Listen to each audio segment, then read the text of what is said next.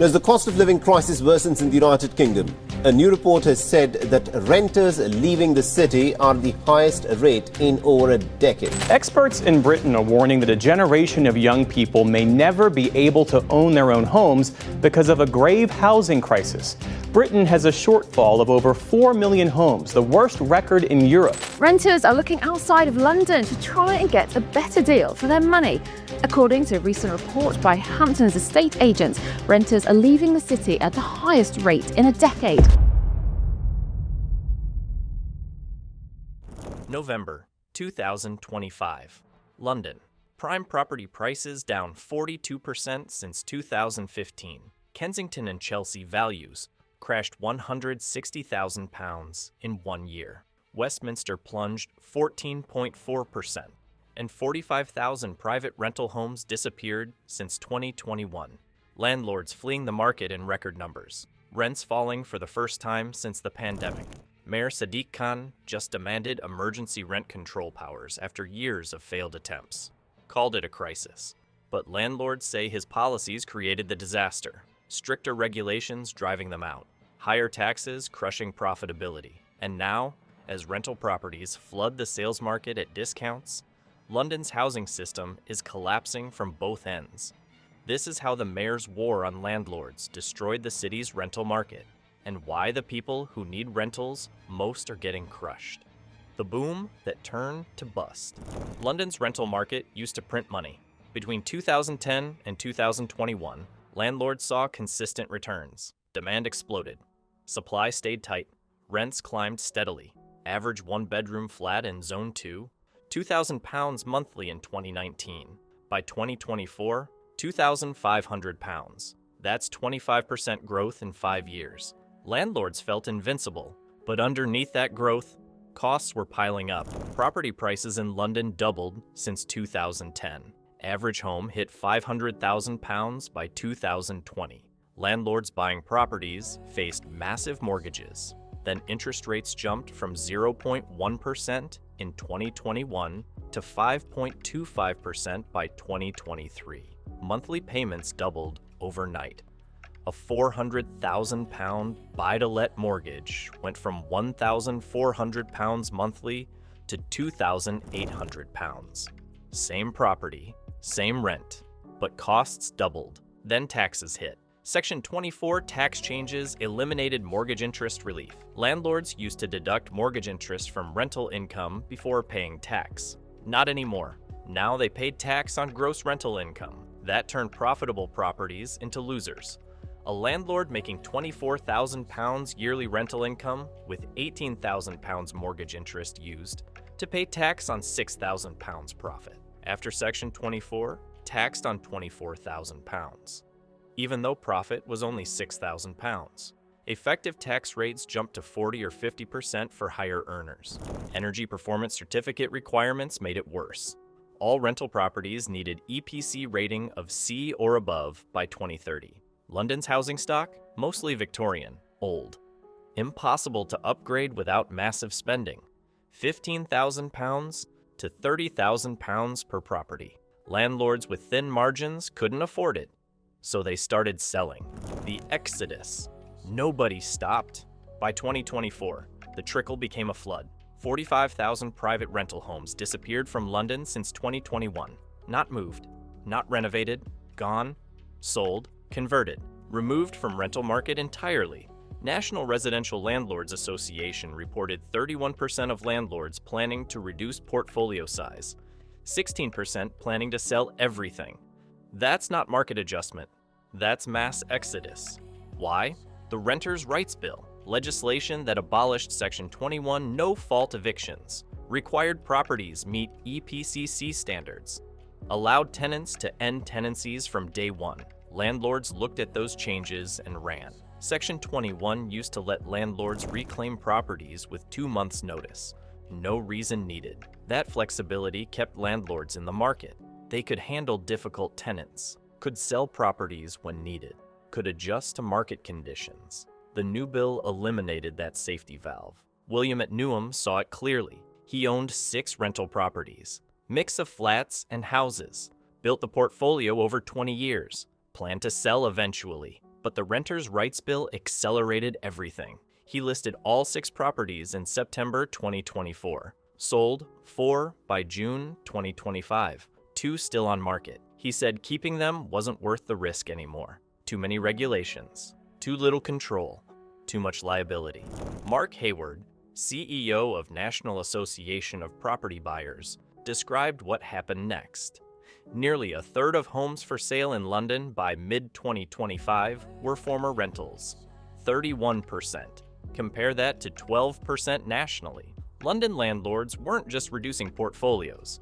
They were exiting completely, flooding the sales market with properties, creating oversupply, driving prices down. Former rental properties hit the market with 5 to 10% discounts. Areas like Camden and Islington saw 30% of listings priced below market value. Desperate sellers, no buyers, properties sitting, and every week they sat, sellers cut prices again. 3 landlords who gave up. Graham Bosomworth owned rental properties in Sheffield, small portfolio, former local authority flats.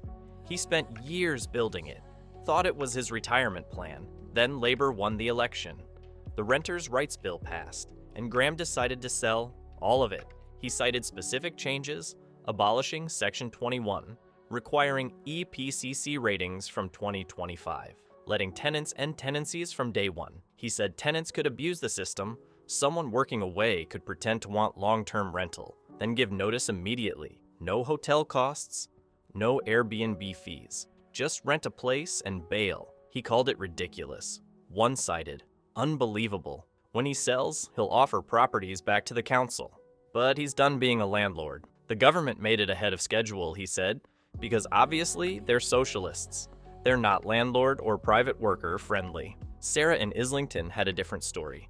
She owned 1 rental property, small flat, bought in 2012 for £285,000, rented it out for £1,450 monthly, covered mortgage and expenses with small profit. Then interest rates jumped. Her mortgage payment went from £980 to £1,820. She raised rent to £1,650.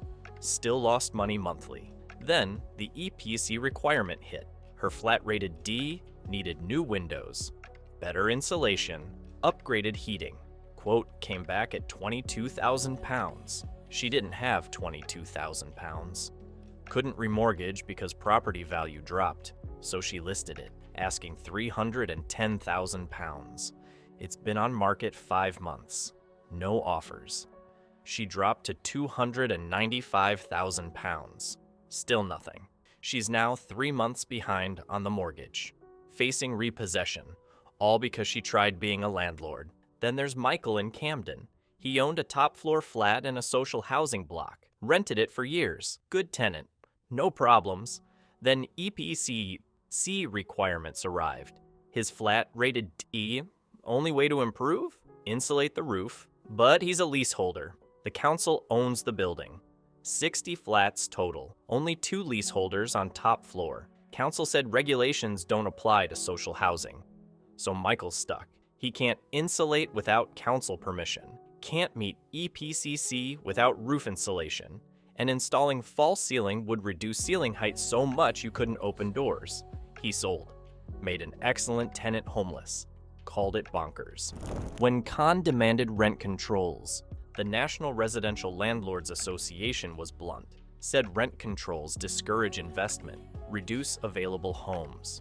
And at a time when rental market faced unprecedented supply crisis, introducing rent controls would significantly worsen the predicament.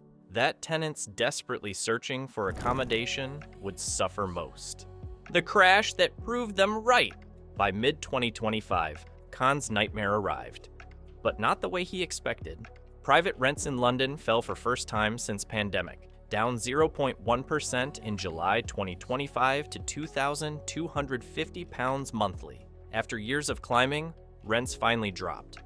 Khan should have celebrated, but he didn't, because falling rents weren't from affordability. They were from landlords fleeing. House prices in London fell 0.3% year over year by August. First drop since July 2024. Kensington and Chelsea crashed 11.3% in 1 year. Values fell £160,000. Westminster plunged 14.4%. These weren't normal corrections. These were wealthy neighborhoods collapsing. Prime property prices down 42% since 2015. Average prices in Mayfair and Kensington hit £1,800 to £2,000 per square foot, down from £3,100 at peak. The problem? Too much supply, not enough buyers, former rental properties flooding the market. 31% of London listings were former rentals, 3 times the national average. And they weren't selling. Properties sat for months. Sellers cut prices repeatedly, created downward spiral. More cuts, more supply, lower prices, fewer buyers. Tenant registrations in London dropped 7% year over year by mid-2025. Applicant registrations rose 21% month over month in June.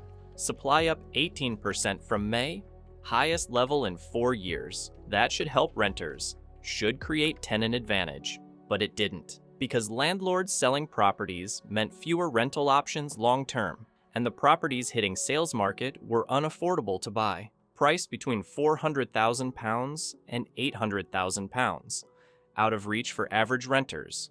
Short-term lets exploded, surged from 30,000 to 100,000 since 2021, driven by Airbnb and similar platforms. Half breached the 90-day legal limit for whole property rentals. Landlords escaping long-term rental market turned to short-term lets. Better returns, less regulation, more flexibility. That removed even more housing from long-term rental supply, made crisis worse. The ripple effects, destroying London. The rental crash didn't stay contained. It spread everywhere. Rough sleeping hit 4,427 by 2025, up 10% from 2024. Rental shortages and affordability pressures drove homelessness. But Khan's policies reduced supply, pushed landlords out, made the problem worse. Local authorities tried buying homes through Khan's council homes acquisition program. Goal? Convert 10,000 properties to council homes. But if councils missed the chance, bigger corporate landlords would buy them instead. Lloyds Bank subsidiaries. Legal and General. BlackRock, which bought £5 billion worth of UK housing stock. These corporate giants would replace small landlords, but they wouldn't take risky tenants. They'd cherry-pick high credit scores, stable income, perfect references. Marginal tenants would become homeless, driven out of London entirely. Zoopla forecast annual rent inflation around 3 to 4% for 2025, but London expected to underperform national average. Despite acute supply shortage, high rents relative to incomes created natural cap. Affordability limits prevented further increases, but that didn't help people already paying £2,500 monthly for Zone 2 one-bedrooms. They were still crushed, and Khan kept calling for rent controls, even as Scotland scrapped rent caps in April 2025 after they failed, even as Edinburgh saw rents surge after controls lifted. Even as evidence mounted that rent controls made crises worse, Khan ignored all of it, kept demanding powers, kept blaming landlords, kept pretending his policies weren't destroying the market. The mayor who made it worse. December 2025. London's rental market faces total breakdown. 45,000 private rental homes gone. Prime property prices down 42% since 2015. Former rentals flooding sales market at discounts. Rough sleeping rising. And Khan still demanding rent control powers that experts say will make everything worse. He's proposed emergency measures with Housing Secretary Steve Reed. Fast-tracked planning for schemes with 20% affordable housing. Grant funding to help deliver affordable homes. Measures to unlock stalled sites. But none of that addresses the real problem. Landlords leaving because regulations and taxes made rentals unprofitable. Khan needed to admit his approach failed. That driving landlords out reduced supply. That Section 24 tax changes crushed profitability. That EPC requirements forced sales. That abolishing Section 21 eliminated flexibility. That the Renters' Rights Bill created exodus. But he won't. Because admitting failure means admitting his entire housing strategy was wrong.